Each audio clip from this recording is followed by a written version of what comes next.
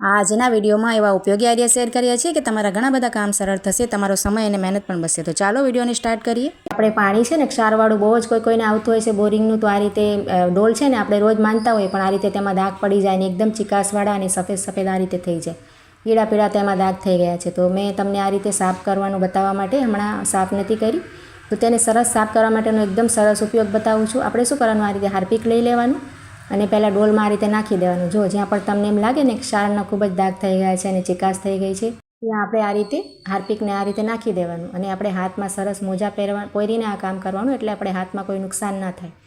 અને ત્યાર પછી આપણે શું કરવાનું, આ રીતે તમે કરશો ને હાર્પિકથી, તો તમારે ખૂબ જ ઓછી મહેનતે તમારી ડોલ છે ને એકદમ નવા જેવી સરસ થઈ જશે, બધાય દાગ નીકળી જશે। તો આ રીતે આપણે નાખીને અને તેને લગાવી દેવાનું। જો આ રીતે બધામાં આપણે જ્યાં આપણે દાગ હોય ને ત્યાં સરસ આ રીતે હાથમાં મોજું પહેરીને ત્યાર પછી આ રીતે પ્લાસ્ટિક પહેરીને આ રીતે લગાવી દેવાનું। જો અને આ રીતે લાગી જાય ને બધી જગ્યાએ, ત્યાર પછી આપણે તેને 10 મિનિટ માટે રાખી દેવાનું। જો હું તમને 10 મિનિટ બાદ જ બતાવું છું। આ રીતે આપણે ત્યાર પછી છે ને જે તાર છે ને વાસણ ધોવાનું, તેનાથી આપણે ઘસી લેવાનું અને આ રીતની એક ચમચી છે ને તેને હળવા હાથે આપણે જે કાળાશ નીચે જામી ગઈ છે ને તેમાં આ રીતે તમે કરશો ને હળવા હાથે, તો બધી જ તેના જે દાગ છે ને એ બધા નીકળી જશે। તમારે જામ કદાચ થઈ ગયું હોય ને આ રીતે, તો બધા સાફ થઈ જશે અને ખૂબ જ સરળતાથી તમારે વધારે મહેનત પણ નહીં થાય। અને તમે જોઈ શકો છો ડોલમાં બધા જ દાગ નીકળવા લાગ્યા છે। જુઓ, તો હાર્પિક ખૂબ જ ઇફેક્ટિવ હોય છે। તમારે ગમે એવી પણ ડોલ હોય ને, સફેદ હોય કે પછી આ રીતે ડિઝાઇનવાળી હોય, જો બધી મેં ઘસી લીધી છે। હવે હું તમને ધોઈને બતાવું છું ત્યાંની રિઝલ્ટ કેવું સરસ આવ્યું છે।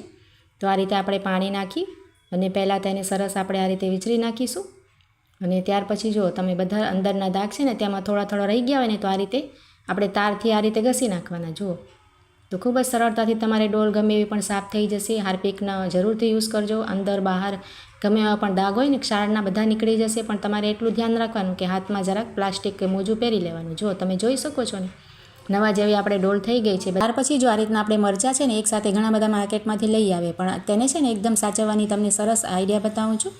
આપણે છે ને મરચાં જેટલા પણ હોય ને એને આ રીતે આપણે ભેગા કરી લેવાના। જુઓ, ઉપર તેના ડીટિયાનો ભાગ આવે એ રીતે રાખવાનું અને આ રીતે ભેગા કરીને આપણે એક રબડ લઈ લેવાની। જુઓ, આ રીતે એક રબડ આપણે માથામાં નાખીએ છીએ ને એ લઈ લેવાની ને તેને આ રીતે પરોવી દેવાનું, 2 આટા લગાવી દેવાના એટલે સરસ ફિટ થઈ જાય।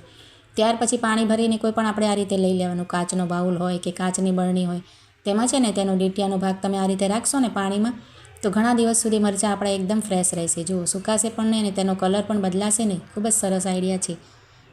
અને મરચાંને જો આ રીતે આપણે તીખા આવી ગયા હોય અને હાથથી કટ ન કરવા હોય ને, તો તેને છે ને આ રીતે પીઝા કટર લઈ લેવાય। જુઓ, અને પીઝા કટરથી આપણે હાથ પણ નહીં લગાવવો પડે અને હાથમાં બળતરા પણ ન થાય અને ફટાફટ કપાઈ જશે મરચાં। જુઓ, હાથ લગાવ્યા વગર જ, કેમ કે પીઝા કટરની ધાર એકદમ તેજ હોય છે, આપણે જોયું હશે।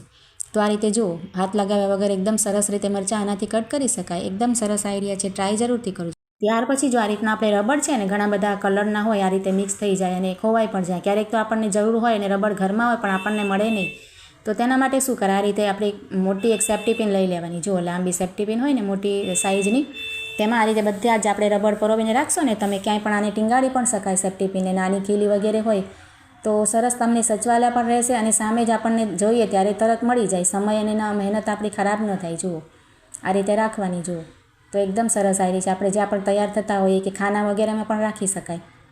ત્યાર પછી જો આ રીતના આપણે ક્યારેક બંગડી હોય ને મેટલની કે આ રીતે સોનાની પણ આપણે જોઈ હશે કે આ રીતે તેનો શેપ છે ને જરાક વાંકા જેવો થઈ જાય। જુઓ, સીધી ના લાગે, આપણે પહેરતા મન ના થાય। જુઓ, મારી બંનેમાં થોડોક ફરક આવી ગયો છે બંગડીમાં। તો આપણે છે ને આ રીતના સ્ટીલનું ગ્લાસ લઈ લેવાનું। જુઓ, અને તેમાં છે ને આ રીતે તેને પરોવી દેવાની ઉપરના ભાગે અને હળવા હાથે આપણે છે ને વધારે પ્રેસ નહીં કરવાની, આ રીતે હળવા હાથે ફેરવવાની, તૂટે નહીં ને એ રીતે। તો સરસ રીતે આપણે તેનો શેપ સરસ થઈ જશે। જુઓ, ગોળાઈમાં આવી જશે, બંને બંગડીને આ રીતે કરી લેવાય। એકદમ સરસ આઈડિયા છે।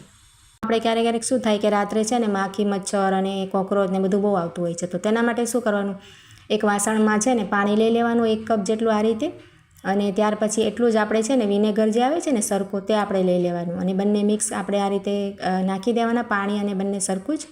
ત્યાર પછી આપણે છે ને તેમાં 1 ચમચી જેટલું જે ખાવાનો બેકિંગ સોડા આવે ને તે આપણે એડ કરીને સરસ તેને મિક્સ કરી લેવાનું, આ રીતે ઓગાળી લેવાનું સરસ। તમારે વધારે બનાવો તો વધારે પણ બનાવી શકાય। અને ત્યાર પછી જો આ રીતની સ્પ્રે બોટલ કોઈ પણ હોય ને હેન્ડવોશની આપણે ખાલી થતી હોય ને, તેને સરસ ધોઈને આપણે તેમાં અંદર નાખી દેવાનું, તો ખૂબ જ સરસ તમારે આ કામ કરશે। તમારે રાત્રે રસોઈ થઈ જાય અને ત્યાર પછી આપણે આ રીતે આપણે જે પ્લેટફોર્મ હોય ને આપણે ગેસ કે રાખતા હોઈએ ત્યાં આ રીતે આપણે થોડુંક સ્પ્રે કરી અને સરસ આપણે આ રીતે લૂછી નાખવાનું પોતાથી, કે જો આ રીતે તો તમારે કંઈ પણ રાત્રે કોઈ પણ જાતના નાના જીવજંતુ આવતા હોય, મકોડા વગેરે, તો કંઈ પણ નહીં આવે અને સરસ તમારો રહેશે. જો સવારે આપણે ઉઠીએ ને આ રીતે રસોડાના સિંકમાં પણ આ રીતે આપણે નાખી દેવાય, તો તેમાંથી પણ આપણે કોઈ કોકરોચ વગેરે કે કંઈ પણ આવતું હોય ને કોઈ જીવજંતુ તે પણ નહીં આવે અને સરસ તમારો આ રીતે સુગંધિત આપણે કિચન રહે.